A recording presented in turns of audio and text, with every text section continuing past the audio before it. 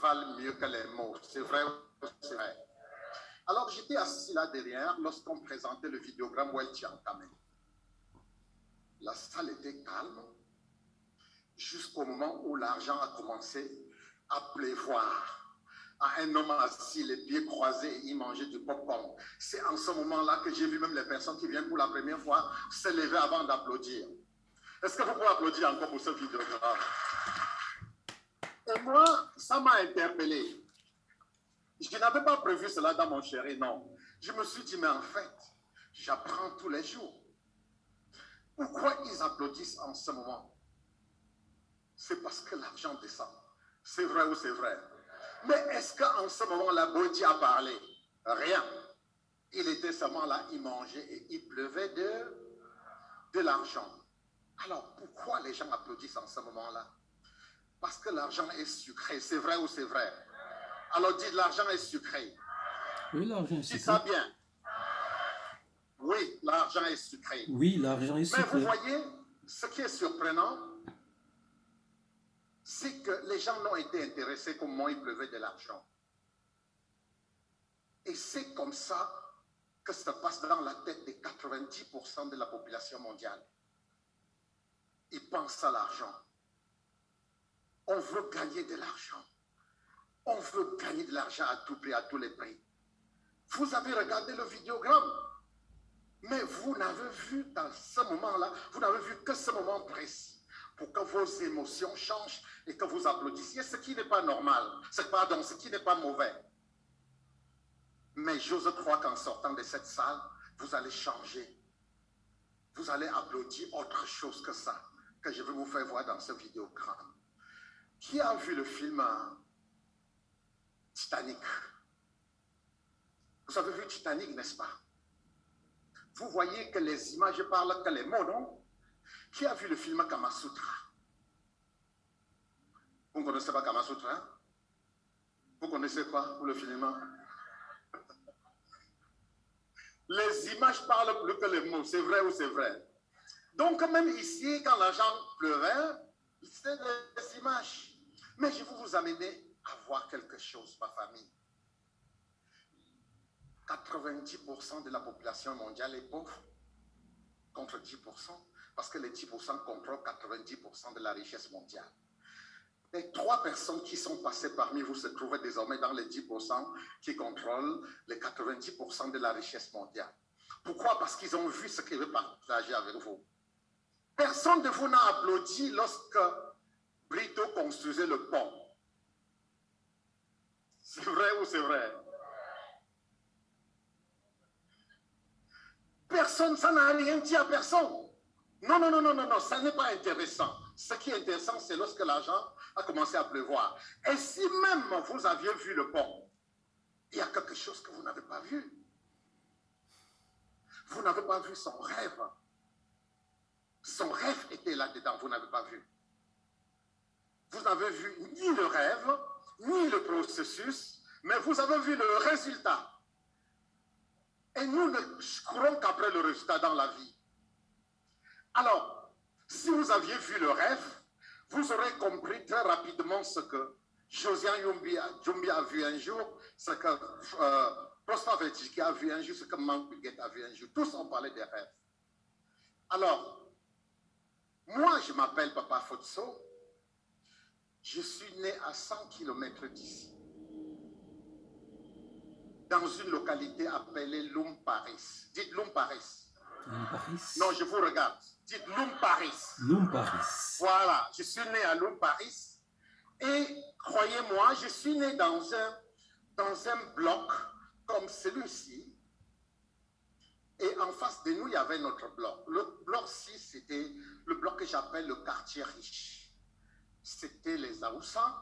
Et ici, c'était la pauvreté incarnée. Et mon père, quand je dis pauvreté, attention, le manque d'argent criard.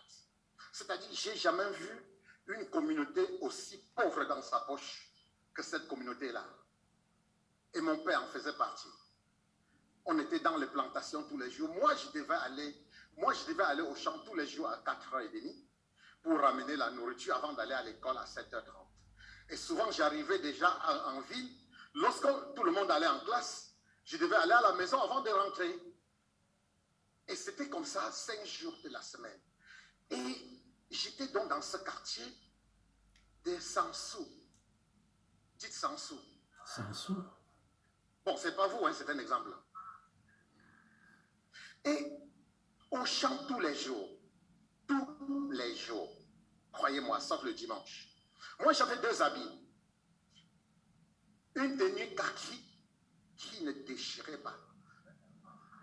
C'est avec cela que j'allais toutes les cérémonies à l'église et tout. Et j'avais ma tenue de la plantation. Et croyez-moi, mes fesses étaient toujours dehors. Et c'était là ma vie. Mais quelque chose m'énervait. C'est qu'ici, nous étions des jeunes gamins très dynamiques. Ici, au quartier Aoussa aussi, il y avait des jeunes gamins très dynamiques. Mais ce qui m'énervait, c'est que les gamins ici, avec leurs parents, ne travaillaient pour rien. Mais ils avaient de l'argent. Alors qu'ici, nous travaillons tous les jours, mais sans argent. Je veux qu'on comprenne cette histoire. Parce que c'est ton histoire. Parce que si tu ne regardes pas ta vie, tu ne comprendras pas. Il y aura des choses qui peuvent t'impacter. Et nous, on jouait au ballon au milieu des 2 quartiers. Et alors, c'est là où il y a quelque chose que je n'ai jamais oublié. Et Dieu merci que cela m'ait marqué aussi jeune. Ce gars-là mangeait la sardine et le pain. Il mangeait le pain sardine. Croyez-moi, le pain sardine, c'était bon. Je sais que vous ne pouvez pas comprendre. Je sais que plusieurs jeunes ne comprendraient pas parce qu'aujourd'hui, la sardine, c'est rien. Croyez-moi, quand on ouvrait une boîte de sardines, si votre main touche, vous avez presque une semaine, c'est encore là.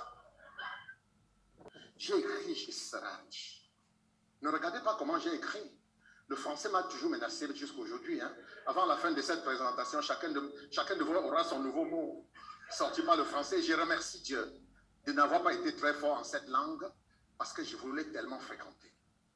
Alors j'ai écrit, je serai riche. Et au cours de l'élémentaire 1, j'ai travaillé au même musulman jusqu'à avoir mon argent 40 francs et j'ai créé ma première entreprise. Ma première entreprise, c'était à 13 ans. Non, à 16 ans. À 16 ans, j'ai créé ma première entreprise. Ma première entreprise, c'était un paquet de bonbons que j'ai acheté. Vous connaissez le bonbon jaune, rouge, gris et vert. Non, vous ne connaissez pas. Ça, vous ne pouvez pas ressentir ça aujourd'hui. Aujourd'hui, c'est rien. Parce que votre bouche a tellement mangé de bonnes choses. À l'époque, écoutez, c'était du bon bonbon. On est ensemble. Alors, j'ai créé ma première entreprise en achetant ce paquet de bonbons. Malheureusement, je n'ai eu qu'un seul client qui n'achetait qu'à crédit. Et c'était moi-même. J'ai sucé bonbon après bonbon, bonbon après bonbon. Je fais que sucer. Je dis, quand je veux travailler, je veux mettre l'argent là. Je suce. Quand je veux travailler, je veux mettre l'argent. Je suce. Ma voisine dit, est-ce que tu peux me prêter au bonbon? Je dis non, je suce. Quand c'est déjà au milieu, je croque.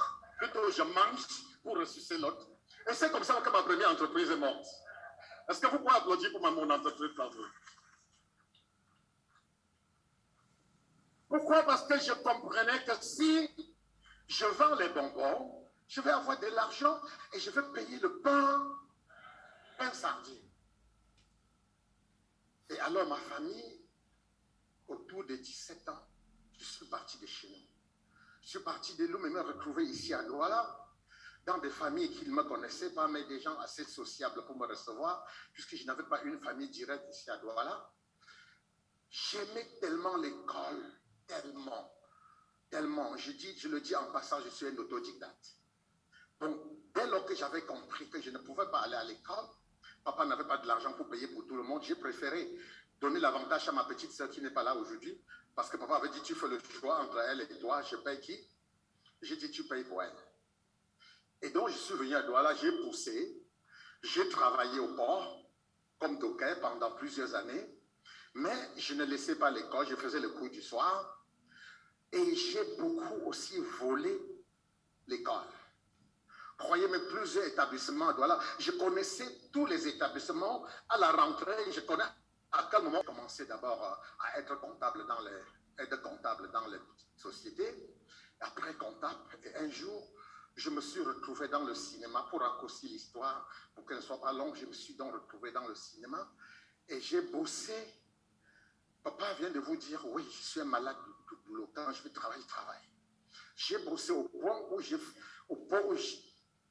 directement tapé dans l'œil de l'homme le plus riche de ce pays.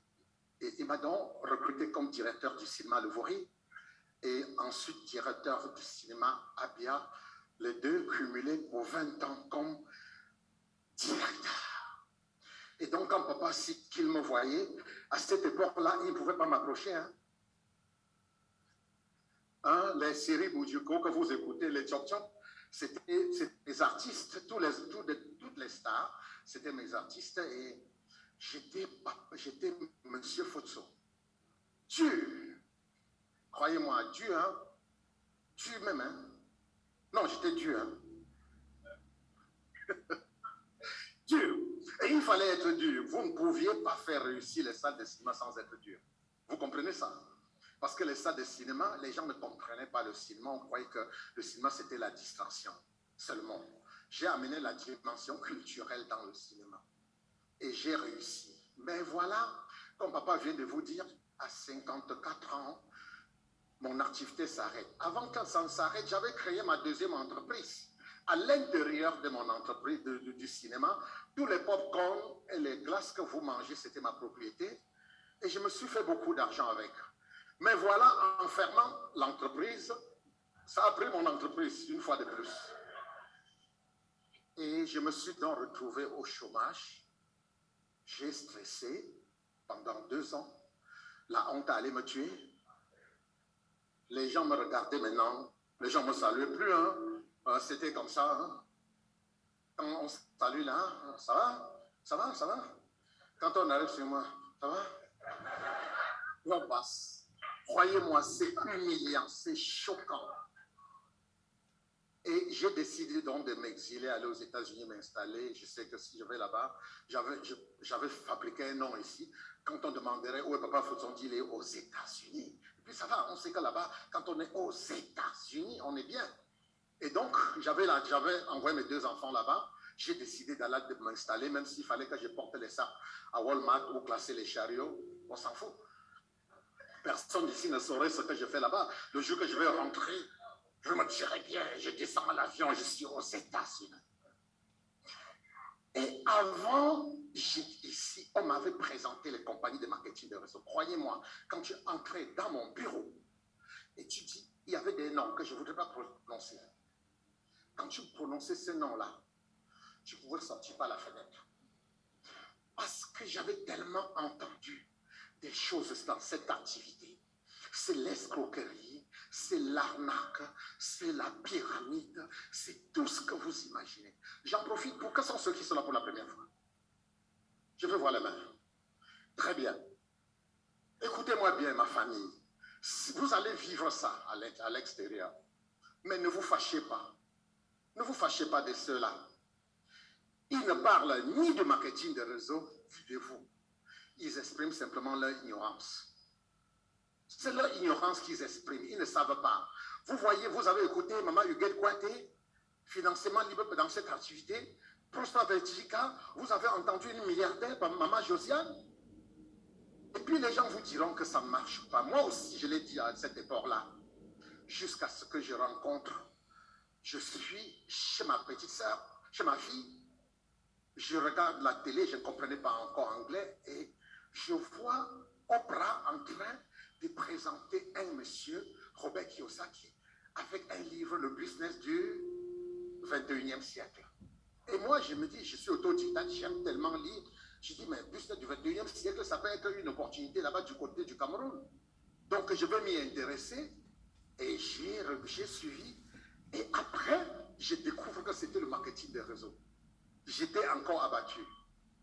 Mais comme je suis un autodidacte, je me suis dit, si Oprah peut interviewer quelqu'un, Et il parle de cette activité. S'il peut citer des milliardaires qui répètent tous les jours que s'ils avaient encore à reprendre à zéro, ils feraient le marketing des réseaux, cela signifie qu'une fois de plus, l'Afrique n'a pas compris. Il y a quelque chose dedans qu'on ne comprend pas. Qui me suit? Et moi, je dis, quelle est cette chose qu'on ne comprend pas? Pourquoi est-ce qu'on peut aussi dénigrer une activité?